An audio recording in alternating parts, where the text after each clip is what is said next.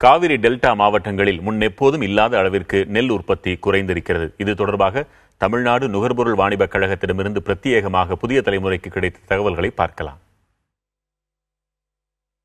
தமிழகத்தில் 120 ஆண்டுகளில் இல்லாத வறட்சி நிலவுவதால் தஞ்சை, நாகை, திருவாரூர் உள்ளிட்ட டெல்டா மாவட்டங்களில் நெல் உற்பத்தி குறைந்திருக்கிறது. காவிரியில் கர்நாடக அரசு திறந்துவிட வேண்டிய நீரை தர மறுத்ததால் கடந்த ஆண்டை காட்டிலும் 86% வரை நெல் உற்பத்தி குறைந்திருப்பது தெரியவந்துள்ளது. தஞ்சை மாவட்டத்தில் 2015-16 ஆண்டில் 4 முதல் 5 லட்சம் மெட்ரிக் டன் வரை நெல் உற்பத்தி இருந்தது.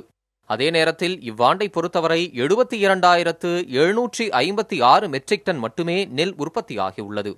அதன்படி தஞ்சை மாவட்டத்தின் சரிவை கணக்கிட்டால் 84% இருக்கிறது. நாகை மாவட்டத்தில் 2015-16 ஆண்டில் 3,16,000 மெட்ரிக் டன் நெல் உற்பத்தி இருந்தது.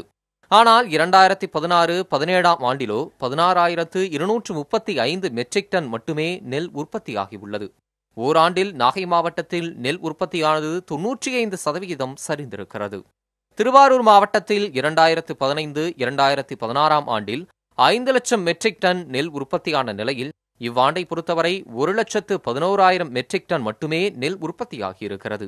ஓராண்டில் திருவாரூரில் 78% அளவிற்கு நெல் உற்பத்தி குறைந்திருப்பது தெரியவந்துள்ளது.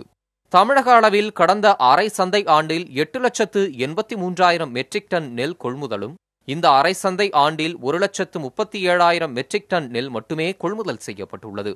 நுகர்பொருள் வாணிபக் கழகத்திடம் இருந்து பெறப்பட்ட தகவலின்படி மொத்தத்தில் 86% அளவிற்கு நெல் உற்பத்தி குறைந்திருக்கிறது.